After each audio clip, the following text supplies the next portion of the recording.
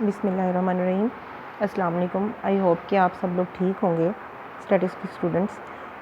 आज हमारा जो लेक्चर है वो है नॉर्मल डिस्ट्रीब्यूशन पे। ठीक है, नॉर्मल डिस्ट्रीब्यूशन के लिए आपने क्या करना है बच्चे कि आप लोगों ने हमने लास्ट लेक्चर में नॉर्मल के बारे में बात की थी। आपने क्या करना है, आपने जो है वो सेकेंड ईयर की टेक्स्ट बुक जो कि आपने ले ली होगी, आपने इसको जो है वो इस पर नॉर्मल डिस्ट्रीब्यूशन का चैप्टर नंबर 10 निकाल लें। ठीक है, अब इसमें हमने नॉर्मल डिस्ट्रीब्यूशन के बारे में आज बात करनी है।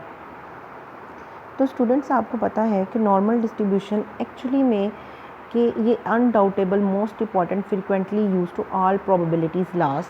Probabilities mean chances of occurrence, किसी चीज़ के अकर होने के चांसेस। तो इन सब में सबसे इम्पॉर्टेंट जो है वो नॉर्मल डिस्ट्रीब्यूशन है।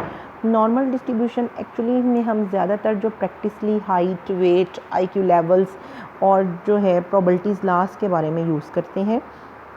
और ये बहुत से जो है वो सेंटर लिमिट थ्योरम का मतलब होता है कि जैसे जैसे हम सैम्पल साइज़ को इंक्रीज़ करते जाते हैं, सैम्पल साइज़ कितना इंक्रीज़ किया जाए वो हम कहते हैं कि अगर 30 से ऊपर मतलब n सैम्पल साइज़ आपका 30 से ऊपर चला जाए और उसको आगे आगे करते जाएं तो कोई भी जो डिस्ट्रीब्यूशन है वो नॉर्मल को अप्रोच करती चली जाएगी। ठीक है, अब नॉर्मल डिस्ट्रीब्यूशन का PDF उसने आगे आपको दिया होगा, जो कि मैं आपको अच्छे से एक्सप्लेन करती हूँ कि नॉर्मल डिस्ट्रीब्यूशन और नॉर्मल प्रोबेबिलिटी फंक्शन जो है उसका PDF क्या है, इसके बारे में अच्छे से बात कर लेते हैं।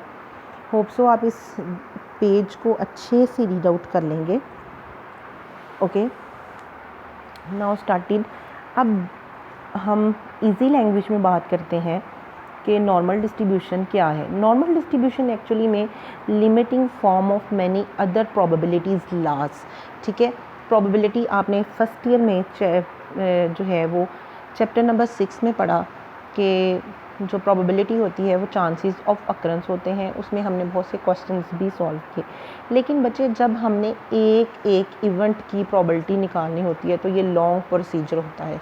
ठीक है, अगर आपने 30 से 40 दफ़ा एक क्वेश्चन को हल करना है बार बार, तो उसके लिए एक बना लेते हैं फंक्शन। ठीक है, क्योंकि अब हम नेक्स्ट क्लास में आ गए हैं तो हम नेक्स्ट स्टेप सीखेंगे कि फंक्शन का मतलब होता है कि एक ऐसा फंक्शन, एक ऐसा मैथमेटिकल फार्मूला बना देना जिसके ज़रिए आप उसमें कोई भी चीज़ रखें तो वो आपको आंसर दे।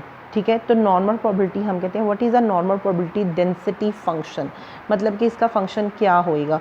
तो हमारे पास इसका फंक्शन क्या है, f(x) n x mu sigma 1/सिग्मा √2 pi e-2x mu over sigma का स्क्वायर, और इसकी रेंज है -∞ टू इन्फिनिटी। हम इसे एक्सप्लेन कर लेते हैं कि what is a mu and sigma. Mu is mean, mu and sigma is the 2 parameter of normal distribution, mu for mean and sigma for standard deviation for population parameter। आपको पता है कि म्यू और sigma हम जो है वो population quantities के लिए यूज़ करते हैं और पैरामीटर कहते हैं। पैरामीटर भी आपको पता है कि जो वैल्यू पॉपुलेशन से निकाली जाती है उसे हम पैरामीटर कहते हैं।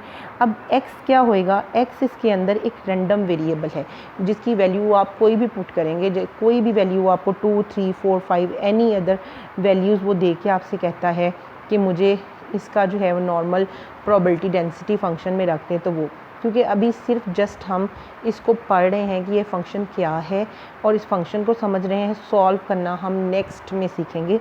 इसमें पाई क्या है, पाई इज़ अ कांस्टेंट वैल्यू। पाई वही है जो आप स्टार्टिंग से पढ़ते आ रहे हैं, 2.718 answer. So we call the 2 parametric distribution.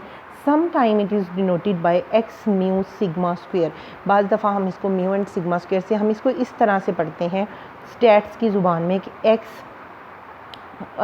जो है वो इस साइन के साथ n और म्यू सिग्मा। अब आप इसको कैसे पढ़ेंगे, आप इसको पढ़ेंगे इस mean that x is normally denoted by या normally distributed normal distribution with its mean mu and sigma square.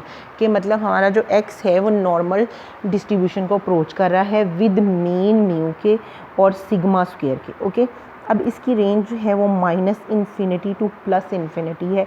It's mean कि x is a random variable, range is -∞ to +∞।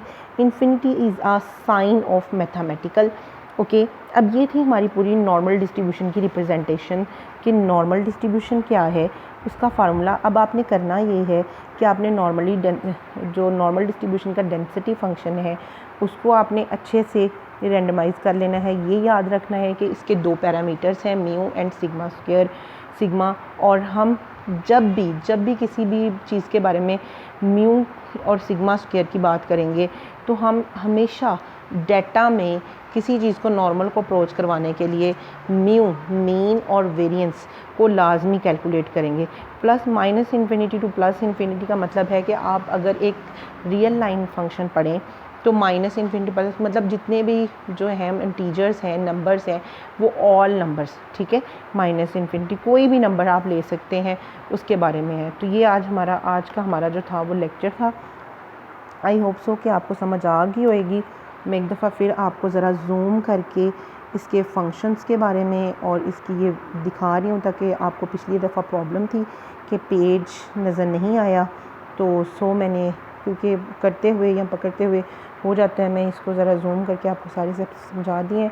Next जो है हमारा टॉपिक जो है नेक्स्ट ट्यूसडे का वो होगा shape of normal distribution. Okay जी, अल्लाह हाफिज़, थैंक यू सो मच। अपने कमेंट्स ज़रूर दीजिएगा स्टूडेंट्स कि आपको लेक्चर समझ आया या कोई प्रॉब्लम है मेरे साथ आपने ज़रूर शेयर करनी है, और फिर मैं उसके आपको आंसर्स भी दूंगी। और अगर इस लेक्चर में आपको कोई क्वेश्चन का आंसर नहीं मिला वो भी ज़रूर काइंडली मुझे बताइएगा।